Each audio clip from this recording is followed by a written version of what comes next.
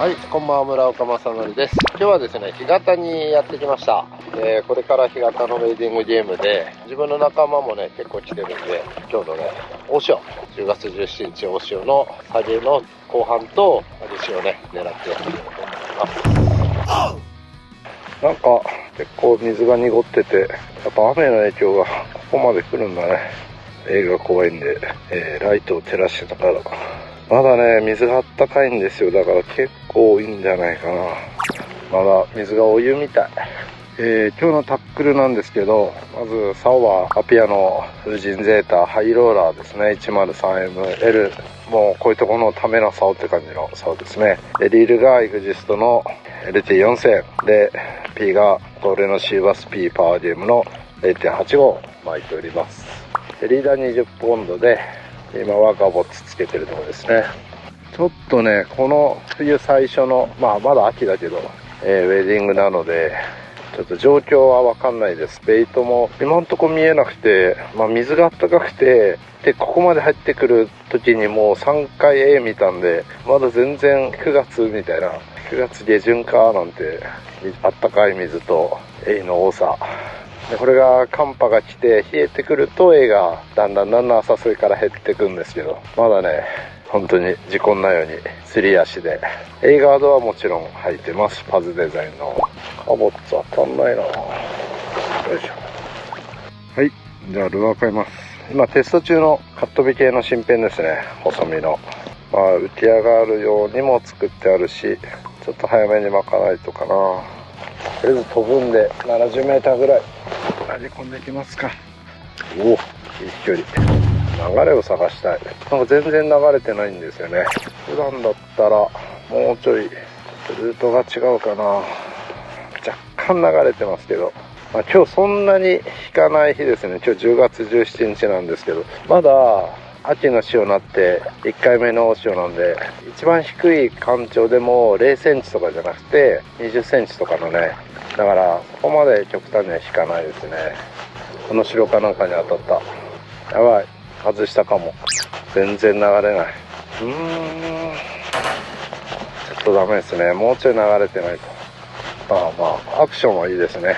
実戦で使ってみたかったので、ここで使うと多分エイを釣って、ここでエイかけたらしんどいな。ちょっと岸も遠いんで、ちょっと表層に戻します。ゼッパーの140ですね。ウェイクゼッパーにします。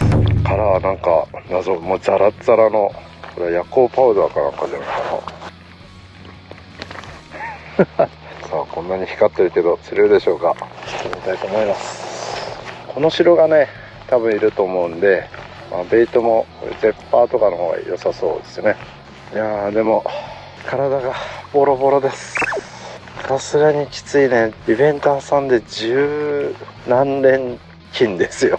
多分10日で16回の出撃みたいな感じで、明日日曜休みできて夜だけなんで、ずっと、イベント除けば1日2本2回出てますね。でもうこの年になると体も回復が追いつかないんで、傷んで疲れていく一方なんですけど、とはいってももうこのね、活動年齢平均寿命というよりは、こうやってフィールドで例えばウェーディングできる年で考えた時に、あと10年とか長くて15年とかかなって。元気な方だとね、70歳でもやってる方もいると思うんだけど、自分の場合どうかわかんないんで、あと10回しか秋がないってことなんですよね。で、若い時はね、毎年無限に続くかも、やってくるかもって思ってたぐらいのこういったシーズンが、実はあと数えたらあと少ししかないって分かってくる年が50代だと思うんですけど、そう思うとね、秋のね、潮が大きく引く日なんて、これまた数日ですから、それはフィールドに立つ大きな理由になるんじゃないかと思います。腰を流しの時に寝ればいいんで、休めばいいので、結局行ってますけどね、なんで行くんだろう。休めないですけどね、腰の差でいいんだよねとか言ってますが、そうは言っても1日2本とかハードワークで回すのはやっぱお潮回りなんで、当たんねえな。疲れもそうなんですけど、眠さですね。なんか YouTube やってよかったなって思うのは結構こう喋ってるんで、干潟でブツブツ喋ってるおじさんってちょっと俯瞰で見ると怖い感じですけど、結構いいメリットが眠くならないことですね。頭ずっと使ってるせいか。でこれ一人でもう本当にハードなスケジュールで一人でボーってこう使ってるとですね、今ちょうどお尻ぐらいの水深なんですけど、上半身揺らされるんですよね。こうゆらゆらゆらって波で。で、眠くなるんですよ。でデッドスローなんかやってると特にそうするともういつの間にかこう寝てたりして、で電車の中でカックンってなって起きてる人と同じことを、干潟でもやるんですけど、さすがに転んだことはないんで、でも干潟でリトリーブ中こうやって寝てたことは結構ありますね。それがね なくなった。眠いなと思っても喋ってるから寝なくなりましたね。それが YouTube やってていいことですかね。あとすごい、そういえば一昨日のキャスティング品川イベントで言われて嬉しかったというか、自己発見、これ YouTube やんなかったら俺知らなかったかもって思った自分の一つの個性が何かって言ったらこの声らしくて、笑っちゃったのはなんかご夫婦で来られた方が自律神経が整うんですって、これを毎日聞かないとダメなんですっておっしゃってた夫婦がいらっしゃって、そんなの50年生きてて初めて言われたなって思ったんですけど、そういう物好きな方もいるのかと思いきや、その後他に2人女性がですね、なんか自分の声を聞くと落ち着くので日課のように聞いてますって、毎日更新じゃないから昔の動画からじゅんぐり聞いたりしてますなんて言ってくれた人がいて、本当かって、いや50年生きててそんなこと言われたことなかったぞって。お世辞でなんかいい声ですねとかカラオケの後声が素敵ですねって言われたことはあったけど、お世辞かななんて思ってたんですけど、立て続けにこの3人にも言われたんで、同じ日にほんまかいと、きっとそうなんだろうと思いました。さすがに否定はできないのと、それはこの年になるまで知らなかった自分の個性だったんで、嬉しいなって思いました。なんか多分多くの人がそうなように自分の耳で聞こえる自分の声ってあんまりなんかいい声な気がしない感じがしてたんですけど、そうなんだと思って嬉しかったです。ありがとうございます。でその方が言ってたのは、だからそういうことだからつまんなくてもいいんでずっと喋ってる動画を撮ってくださいって言ってて、それはダメだろうと思ったんですけど、そういう人もいるんですね。イベントは面白いです。皆さん本当にいろんな話をしてくれて、流れがちょっと来たかな。いろんな話をしてくれるのが本当に面白くて、釣りの話もそうだし、この城がいる、シバスもいる、よし、流れが来てんなと思ってたけど、ちょっとずっと同じ場所にいたんでもうちょい進もうか。今日はおへそぐらいにしておきたい。今日全然引かないですね。ちなみにミキさんが来てる。ミキさんがめっちゃ遠くにミキさんがいますね。めっちゃ遠いのに声が聞こえる。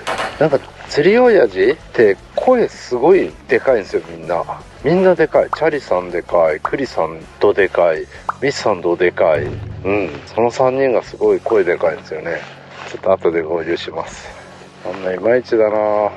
もっとバカバカ連れて癒されるために来たのに、毎回釣れるとは限りません。干潟は釣ってる人がいるなと思ったら高橋祐介さんじゃないですか。もしかしていつも見てます YouTube。 125か。当たる？結構めっちゃ当たりますね。プロトの新編とか当たって、やっぱ細いやつあれ当たりだったのかな。全然この城じゃなさそうですね。なんかさよりみたいな。あっちのうるさいのはあれでしょ、ミツさんとかチェリさんでしょ。チェリさん、こんばんは。こんなとこででかいね。80あるね。いや、ちょっとね、ないな。ないぐらい？ないぐらい。ちょっと当てて。ない。でも久しぶりだったんで嬉しいわ。いやチャリさんです。こんばんは。でもそのサイズ、やっぱこの白食いなのかね。こんなだからちょうどアイサーとかで出そうだな。ユースケはなんか細くないと食わないなって言うから。いや、さっき僕も久保田の細いのとちっちゃいのとかでショートワイトいっぱい出てて、なんかもうウィッと思ってちょっとサイズ上げたら答え出た感じで、ちょっと幸せ。嬉しいな。ウッドルアーでいや、みんなすげえな。あれ、誰？あれね、前田さんが。あ、前田さん来てんだ。うん、奥に道さんが。あれか。流されそうな人。流されちゃえばいいのに。俺が釣るぞ。はい、おめでとう。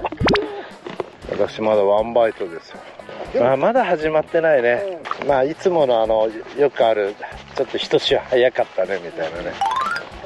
前田さん、どうもこんばんは。そこにいるのはミスさん。こんばんは。どうですか？いや全然2ペロです。2ペロ。同じく1ペロですよ、私も。1ペロすごい、ここ浅いんだね。地形がわかんないな。今年の地形を覚えないと。すごい変わったからね。さん目の前ででかいのね。78センチだったよ。78センチ。うん。俺のメジャーだけどね。どっちかといえば認めない系78だけど。前田さんの横に来ました。いや、もうなんか体ボロボロでさ、深いとこしんどくて、なんかおへそぐらいにしたくて。でもなんか高橋がいる方はおへそぐらいだと投げた先も浅くて、全然なんだろう、底吸っちゃってて、ちょっと地形がわかんない。昔ここでさ、なんかでかいの投げてでかいの釣りたいじゃん。はい。だから15センチとかそういうの投げて連日87とか85とか取ってて、でまあやっぱでかいルアーだとでかい魚出るよねって言って、ある時女の子が来たんだよね。でちょっと手前でしかもスーさんで93と89を釣られて、その日俺たち80ぐらいまでだったの。こんな大場所でスーさんで後ろでだよ90まで出されてさ、やっぱルアーってサイズじゃないんだよねみたいな。なんかそういうあるよね。そういうのある。まあ一年中釣ったらやっぱりでかいルアーにね、でかいサイズだよねってなると思うけど、全然だからちっちゃい子だったからさ、全然後ろだし全然飛んでないし、ボッコボコ出されて。まあスーさんは確かにすごいんだよね。そのサイズだよ、サイズ。なんかすごいテーマだ俺にとって。あー、何このかかんないのは何 3、40センチか、この白かどっちかだろうな。ゴゴンっつって。なるほど、そんな小さいんだ。そういえば前田さんさ、なんか一昨日のその品川キャスティングのイベント出てて、お客さんってすごいほぼ入れ替わったかなぐらい入れ替わったと思わない？思いましたね。出店者側はさ変わらなくて、みんなお互い年取ったなみたいな感じだけど、同窓会みたいな雰囲気出てるじゃん。お元気みたいな感じでさ、なんか20代の時多分毎晩行ってったような連中が結局みんな業界にいてさ、今はそこまで行ってないかもだけど、まだそうやって関わってるって感じのね、それぞれのメーカーに収まってさ、そんな感じだったけど、お客さんは完全に入れ替わったよね。もなんかだいぶ若返ったなって。う若返ったなんか昔それこそフィーボができたぐらいの頃にこう熱を入れてやってた人たちがやっぱりいなくなっちゃった。いなくなっちゃったよね。どうしたんだろう。もう釣りしてないのかな。やってる人は一定数いるんだけどね。7割ぐらいはもうやめちゃったのか。多分今の人たちは僕が港湾アングラーだっていうのを多分知らない人たちが多分多いんですよね。うん。エクリプスがついてんのにトレイシーでばっかり釣って怒られてるとか。トレイシーとスーさんで1年の超過の半分ぐらいを占めてた年があったよね。みんな心配してたじゃん。この人大丈夫なんですかみたいな。なんだっけ、そういうルアーがないからいいんだよって話だと思って。面白いな。いやでもね、長くやってるとポイントも変わってくじゃん。入れなくなったりさ、新しくできたとこが入れるようになったり。でもやっぱ魚減ったよね。いましたね。本当に減った。場所バレに対してすごくみんななんかブーブー言いますよね。そうだね。なんでだろうなと思って。まあ一つはあれは立場の違いでさ、俺たちはこういう風にやると釣れるよとかさ、ね、ここでやったら釣れるよっていうのを紹介して釣り行ってもらって釣ってもらいたい立場じゃん。で普通の人はまあなんていうかな、なんか俺なりの考えはね、どんな人もさ、まあ怒ってる人って上級者だと思うの。よくそのブーブー言う人は。だって初心者とか中級者はそこまでないじゃん、そういう自分のポイントで。上級者がまあ確かに自分のポイントがさ、行きたい時に入れなかったらそりゃ誰だって嫌なんだけど、なんか思うのはやっぱりその人だって初心者の時はさ、雑誌見たり誰かに聞いて行ってたわけじゃん。だからそこを忘れちゃいけないよなっていうのはすごい思うんだよね。で、まあ露骨に出しすぎちゃったり、明日ここ来たら釣れますよとか言ったらそれはダメだろうなとは、まあそういう時代だろうなとは思うけど、俺なんかよく昔新聞にね、何月何日の土曜日は夜7時から絶対ここですとか書いてたの。もうバチなんか予言できるじゃん。そうですね。だからよく書いて、で実際現場に行くとさ、車いっぱい止まってたらダッシュボードにさ、その釣り新聞がみんな置いてあって自分の影響力測ったりしてたけど、だけど多分まあ今時代も変わって、まあそこまでやっぱ露骨に読んじゃうのはダメかもしんないけど、モザイクかけてとか、ポイントって分かる人は分かるし、分かんない人は分かんないんだから、まださ、初心者とか中級者は場所も分かんないから、一生懸命探してくるわけじゃん。自分もね、初心者の時はそうだったし、なんかあれに感じるの、赤ん坊がうるせえなっつってさ、飛行機とか新幹線で怒ってる人でも自分が赤ん坊の時にさ、お前泣かなかったのかよって話なわけじゃん、それって。あれと同じ不寛容を感じるんだよね、不寛容。まあそういう世の中になってきてるからね。まあ俺もなんかそれで怒ってる人の投稿がタイムライン回ってきてみたら、これでこんな出したらめちゃくちゃ混むじゃないかって書いてあるんだけど、そこはさ、常に混むじゃん。ハイシーズンは。誰かが出そうが出さないがみんな知ってて、超過情報が回ってたら、あ、多分この辺釣れてんだなってなってさ、基本いつだって混んでるから、逆に言えばそれぐらい年季入ってる人たちは、多分ブーブー言ってない気がするの。で、多分まあ2、3年目とかで一生懸命やってる人からすると、うわ、人が多くね、なっちゃったってなるけど、まあ10年選手とかだったらさ、毎年こんなもんだよってさ。だって俺もあの辺とかは出すもん、後ろに背景。普通に走れて出すもん。わざわざ。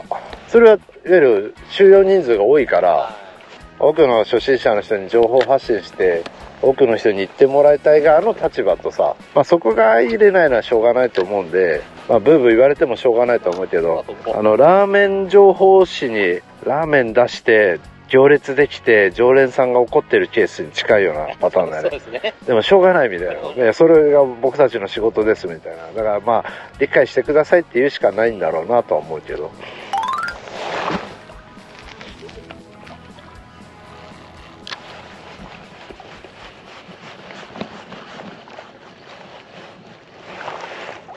よし、来た。おいな。いざ。おい。まず。おう、まず。鈴木だ。鈴木9。ちょうど60ぐらい。いいね。やっぱ、寄せてきたら、もうドラグズルズルにした方が取りやすいし、竿ったりとかね、トラブルないんで。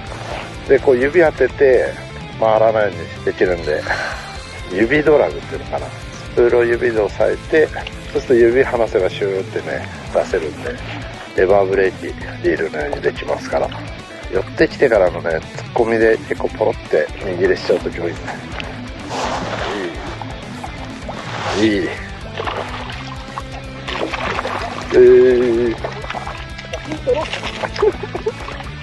63だな。なんか流れがね、入ってきて、この後ろに当たるようになったの。それで、相沢でした。はい、ありがとう。バイバイ。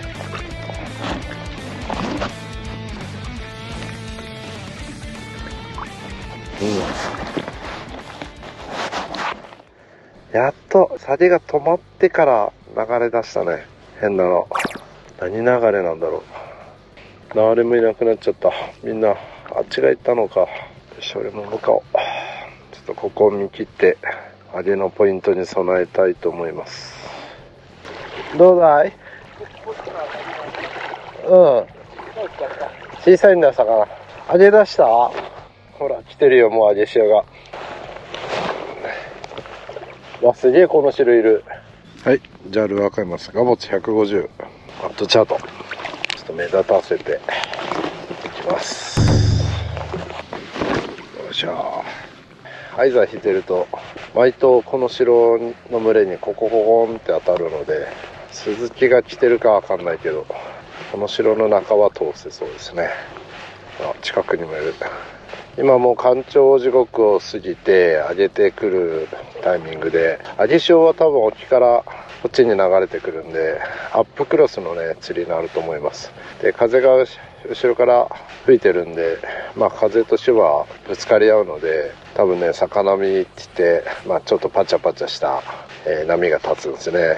で、そういう時は意外と上が出ないんで、もしかしたらガボツ出ないかもしれない。そういう場合、その魚波のジグザグの下を通すと吹くんで、アイザーかなと。だからアイザーとガボツのローテーションでいこうと思います。眠い。もう1時だろ。眠い。でもあと1時間ちょっとかな。あれのね、引いたところからの上げ潮が一番こうグッと浅瀬をね流れようとするんで、流れの速さが出たりパワーが出るんですよね、水の流れに。そのタイミングはやりたい。あそこも誰か入ってるんだ。今日はアングラーが多いです。はい、ルアー変えます。アイザー 125F チャートバックパールかな、新品。いやー寒くなってきたし、てかこれ眠いから寒いんだよな。目が覚めない。目が覚める一発が欲しい。今日は結局高橋祐介がいて、で釣り親父のジャリさん、ミチさん、前田さんがいましたね。はい、あと山口県でブルブルのねサポーターやってくれてる吉岡亮也くんって子がいるんですけど、今東京来てて、それで高橋にくっついて釣りをしておりました。眠い。すいません、ちょっと喋る記憶がない。こんばんは。誰？あ、チャリさん。どう？ずーっと当たりなくて、今ね、一発いい当たりがあったんだよね。あ、今あった。